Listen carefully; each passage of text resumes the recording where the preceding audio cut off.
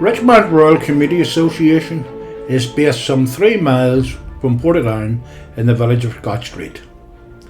7 years ago it started an older people's group called Richmount Elders. Every Thursday some 55 older people come together for morning and afternoon activities and a home-cooked traditional lunch. Last year the association embarked on a project called Listen to Us. This is about people in our elders having their voice on what they need. Many service veterans think they know what our older people need, but do they? Who really knows best? Sit down and see what their needs are and not be ignoring that they're older and that they're silly and that they can do nothing for themselves. That is far beyond the truth. We need to let our older people have their say and to be listened to by those who provide services for them. No decision about me without me. The one overarching concern expressed by our older people relates to isolation and loneliness.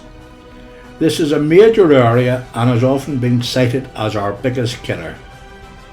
In England, they have a minister responsible for this, but in Northern Ireland, no one agency has responsibility for addressing this serious problem. The main reason I go to the group, I'm on my own majority of the time.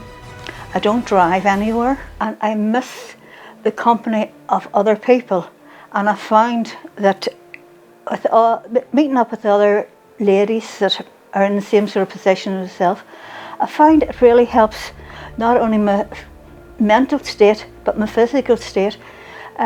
Just talking to them, and with all the fantastic things that Joe and Letty and other ladies organise, like flower arranging, the pottery classes, and the exercises, the armchair exercise, I find that not only gives my physical body a bit of stimulation, but keeps the mind stimulant. Because I personally would think if you don't use it, you'll lose it. On the area of transport for older people, there are specific problems in rural areas, but it equally affects our older people living in towns. Older people who have to give up their driving licence report a great loss of independence and isolation. I had to sell my car, which I miss. It's like losing a limb really, and it means depending on getting lifts or even taking taxis, and it can be quite expensive if you have to take a taxi every time you want to go out, you know.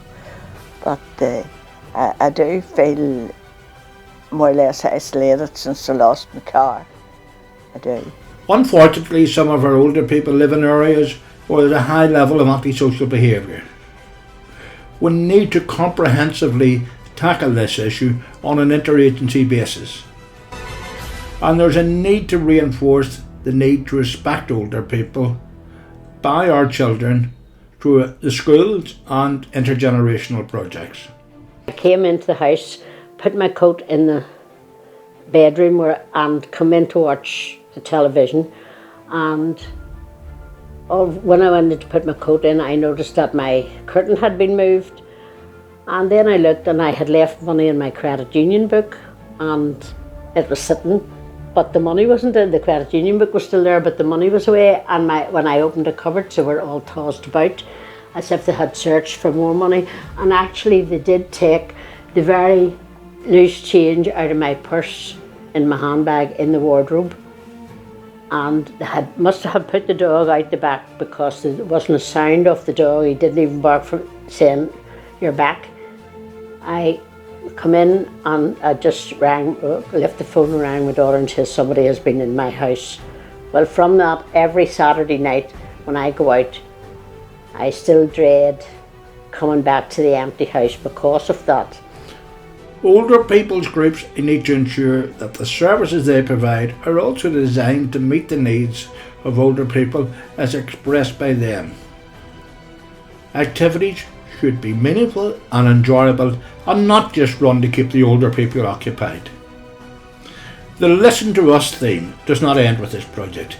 It is an ongoing process, and we need to give our older people a means to articulate their views at a local level.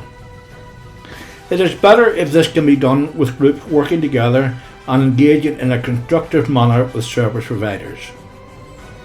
There is a lot of talk in our health agencies about finding your voice, an involving people programme, but do they listen to us at a local level? However, Richmount Rural Community Association will continue to reach out to those in need and work together for all in the community.